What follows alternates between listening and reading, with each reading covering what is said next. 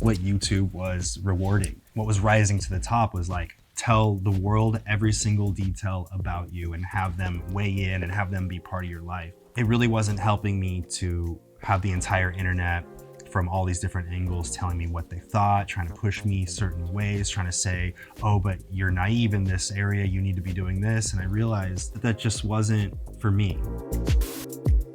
So I'm gonna be sitting way over in that chair though. All right. So let me turn up the volume here and see if it's gonna fix all of our issues. Anthony Padilla, formerly of the comedy YouTube channel Smosh, has transitioned into a much more serious content creator, thanks in large part to his most popular series, I Spent a Day With. In it, Padilla interviews people in groups to get to the core of who they really are, without any societal biases. So the Washington Post's video game team, Launcher, decided to spend a day with him instead. In this interview, Anthony Padilla shares his YouTube journey, his personal anxieties, and what he hopes viewers ultimately take away from his videos. I know you're usually the one asking the questions, so I'm sure this is kind of an interesting change of roles for you. Yeah, I had Valkyrie on here and she was like, when are you gonna do I Spent a Day with Anthony Padilla? And I realized I kept making up all these excuses. I was like, oh, well, it wouldn't make sense. I have to have someone. And I was like, oh, I just don't know how to be on the other side of it. That's the truth. First of all, thank you for taking the time to talk to me. And also thank you for bringing your vastly superior setup. I know. I'm like, damn, is this too much? No, it's never too much.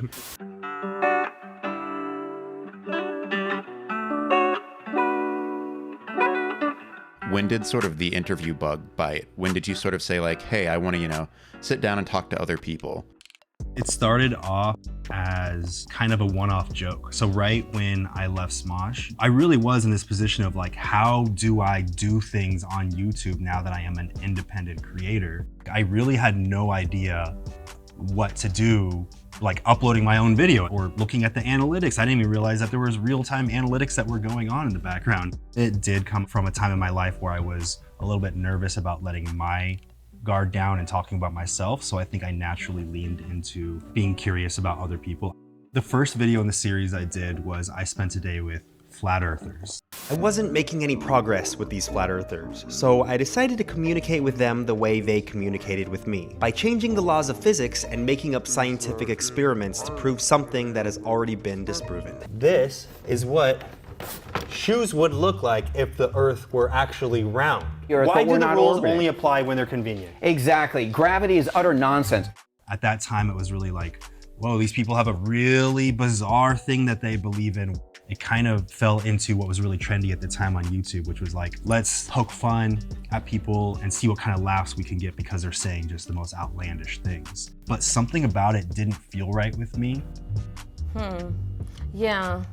Furries is another group of people that many people look at in the same way that some people look at flat earthers, where they're like, oh, they have this bizarre thing that they do. Why are they so strange? When I sat down with furries, I realized that there was this deep humanity behind wanting to change their appearance to match how they felt and be able to represent themselves behind a costume. When the video was uploaded, a lot of furries reached out to me and said, I've never had anyone have a conversation with furries at all. I've never seen anyone do that. People now understand me better by watching you, an outsider, go into the situation and just meet these people with genuine curiosity and respect. What attracts you to the furry lifestyle most? It's definitely the community. It's the one that I feel the safest as far as being expressive and being open and being honest. I realized that is what I actually enjoyed about it. And I said, if I'm gonna do more of these videos, I need to lean away from the things that are trendy right now on YouTube, poking fun at people, cringe, reaction humor type stuff. And I needed to lean into what actually excited me about having conversations with people that were different from me. You kind of come from a background of being part of a comedy channel. What was that transition like? What was the point at which you were like, oh, this is a very different animal. I can't just go for jokes, because a lot of these people, they've been the butt of the joke for a lot of their life. Comedy will never really leave me. Even when I'm telling my editors about which way to cut the video, we really need to show as much of the biggest moments with the most heart, but also the moments that had the most humor. The humor acts as a little bit of comic relief in those deeper, heavier moments and discussions, and actually make the heart have more impact. Did you hurt yourself on your fall? No pain, no nothing. But the 12-year-old girl jumped on me and it was... It just jumped on you? It was painful. Without warning, just like, oh, a body is on me now. It was sad, you know. It was sad that you see, I have my freedom outside. You cannot imagine that the girl inside, and I was outside, and I knew exactly how it was difficult. For me, my goal when I'm bringing humor into these videos, it's never like I'm in on a secret joke with the audience and the guest is not part of it. I want it to feel like people are watching me connecting with a friend, and that is just how I naturally gravitate toward communicating with people. Do you ever get anxious when you're about to disclose to someone that you're asexual? Oh yeah. You want to find a person that you can be comfortable doing it with, because like your knees are knocking and you it's a lot of your teeth clink and there's a lot of trial. this. And I'm not clapping. What is kind of your approach to getting people to open up? Like when you're conducting an interview and deciding what you're going to ask and things like that, how do you decide when to ask like easier questions versus like, you know, to challenge people a little bit or to push them to talk about subjects that are maybe a little bit less comfortable for them? Like what's sort of the flow of conversation that you try to establish?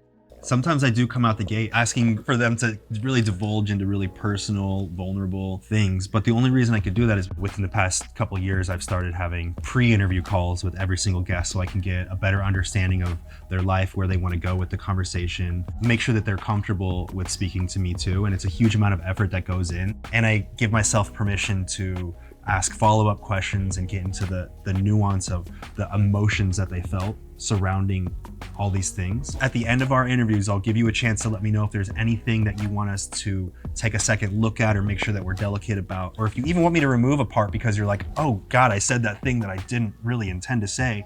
Have no worry, it won't make it in. And because of that, the conversations that I have with people are so much more deep.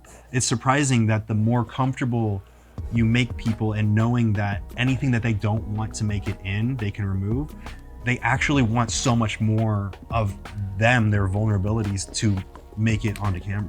Basically, what you're hearing is the audio of like you coming into a salon. They're like, oh, hey, like, do you have an appointment? Like, Whoa. oh, you don't.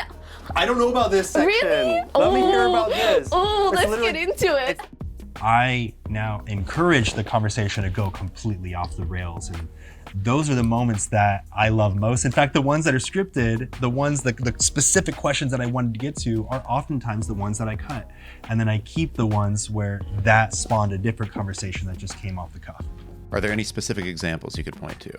The Carmen and Lupita interview, the two conjoined twins, that one, for some reason, I got through my questions in a half hour. And I was really expecting it to go at least 2 hours. After I got done, I was like, well, we pretty much got through it all. And then I just started going off the cuff and asking questions that I was just genuinely curious about. All those questions, that discussion is what made it into the final edit. That was me being really curious about the dynamic of one of the girls having a boyfriend while the other one obviously is always around, and the boundaries that they set. There were a couple of those things that I knew I was going to get into, but the deeper nuance, I had no plans for that. And their reactions to it made me more curious. What do you think people can learn from your guys' situation with how much you guys have been able to actually live in harmony together? I guess that we all might have different opinions, but under your skin, we're all just made of flesh and blood. We're all the same. Right. We all poop. Everybody poops. How was it for you during the pandemic when you couldn't have people physically in person? There is something, even like in a call like this, there's like still a tiny lag. We're not physically present. We're getting like maybe 70% of the experience at best. There are some interviews in some guests, their internet quality was so bad that I could hear every 4 words. There were some times where I was like, I just pray that you are saying what you said during the pre-call because I'm gonna react as if you are. And luckily it was when we saw the footage because they were able to send the footage and it was not laggy. But on my end, I couldn't hear a single word. There were huge hurdles when I had to go remote. We were losing a lot of the body language, which I think is extremely important for these deeper conversations. Now, all those little details, the body language and the nuance feel so much more impactful because I know what it's like to do these interviews without it. I have to know, when you say you spent a day with someone, how long is a day? All right, so the name I spent a day with came from 2-hour interviews with 4 people in one episode. So I was like, okay, 8 hours, there's a little break between each interview. It spans 10, 12 hours. Sometimes that felt like a day. And then I just kept the name as we started doing less guests or one-on-ones. I don't feel bad about saying I spent a day with because also before that, we're doing pre-calls, which are 1 hour to 2 hours, multiple days learning about them and their history. Only a half hour makes it to screen. Only about 3 hours we're actually here on set, but it was more than a day, the amount of effort that went in to just the entire process and discussion. Yeah, I spent more than a day between a pre-call and the interview and preparation and whatnot with so-and-so. It's not very catchy. No. I spent 27 hours and 37 minutes having pre-calls and researching this person. Does not flow off the tongue as well. You kind of, via Smosh, had an entirely different life on the internet before doing all of your own independent stuff. You were kind of more front and center. You were a personality. The way that YouTube prioritizes things like drama. There were controversies around some of your relationships, elements of your personal life. Did that also play a role in your decision to focus your videos more on other people than yourself? A little bit, I'd say. I feel like I have a really good grasp on where I am in my life as myself, with the relationships that I have, with the friends that I have, seeing myself through the lens of how other people perceive me. It just felt like I didn't really want to invite that. I would much rather people connect with me through the way that I view the world rather than connecting with me through the things that I've done and the choices that I'm making in the moment and the relationships that I'm having. And the people that I have on my show know that they can trust that I respect them. How important do you think identity labels are? I mean, I wish that they weren't so important. Labels really, what they do is they separate us. Labels are a shorthand for understanding someone. It could also be a shortcut for someone to judge you. Yes. If you don't like labels, don't use them. You had an emo hair era. And you also, did a video where you spent a day with emo legends. I will say I'm just about as much of an emo kid internally as I ever was. I still listen to a lot of that. I still listen to the new stuff. See You Space Cowboy. Yeah, they're good. I don't know if you know them. Oh yeah, they're extremely good. I listen to all this stuff too, so this is definitely just me probing because I'm curious. Yeah. I find it interesting that anyone in the world could make any song based on the emotions that they're feeling and upload it to the internet. And then a listener can put on headphones and feel those emotions. Yeah, absolutely. It's a transference of emotions, which I feel like not all mediums hit in that same way. I haven't been able to put my finger on why no one else is having conversations where they want to know the emotional journey that people went through their lives and how those have affected them and which areas they've decided to let go and which areas they've grown from. We're all so much more complex than we appear on the surface, but at the same time, the root of a lot of those complexities are actually very simple. When was the first time you felt that emotion? Does that go deeper? Is there something that you're doing in your life now that either prevents you from feeling a certain emotion or allows you to feel a certain emotion that you feel like you were lacking more often? I mean, is that what you would say is, in terms of your own growth and emotional journey over the course of making these things, is that the way that you've changed the most? Yeah. I've realized that I have all this clutter in my head, and each of those items in my head that's kind of cluttering it up are based on different events that unfolded in my life and different emotional reactions and thoughts that I built around those moments in the way that they've stuck in my head. I'm now wanting to clear up, do some spring cleaning in there, become a minimalist, have all my thoughts just flow through my head without bumping into all that clutter in there. And that's kind of become my own personal journey.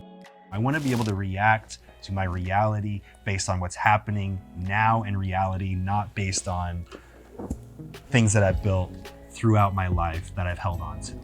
I'm hoping, I don't know how yet, but I'm hoping that my audience, my viewers of the show, can learn to apply that to their lives by watching me apply it to my life through learning about the guests and the discussions that we have.